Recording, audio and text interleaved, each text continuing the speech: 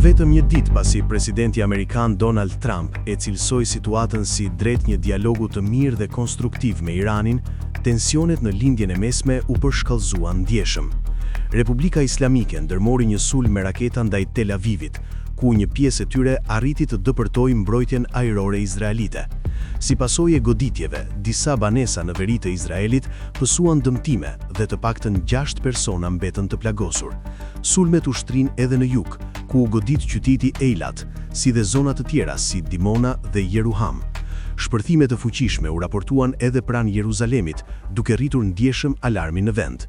Reagimi i Izraelit ishte i menjëhershëm. Forcat e mbrojtjes goditën objektiva strategjik në territorin iranian, duke synuar kryesisht sistemet e raketave dhe infrastrukturën ushtarake në perëndim të vendit. Në këto operacione u përfshin edhe goditje ndaj impianteve të gazit dhe një tubacioni energjetik, vetëm pak orë pas deklaratave për pezullim të përkohshëm të sulmeve ndaj objektivave energjetike. Sipas mediave iraniane, disa struktura në qendër të vendit pësuan dëmtime, ndërsa nuk u kursye as kompleksi bërthamor në Isfahan. Kryeministri izraelit Benjamin Netanyahu paralajmëroi vijimin e operacioneve, duke theksuar se Izraeli synon të godas programin raketor dhe atë bërthamor iranian, si dhe strukturat e Hezbollahut. Bilanci i konfliktit vijon të rëndohet, me mbi 2000 viktima që nga nisja e përplasjes në fund të shkurtit.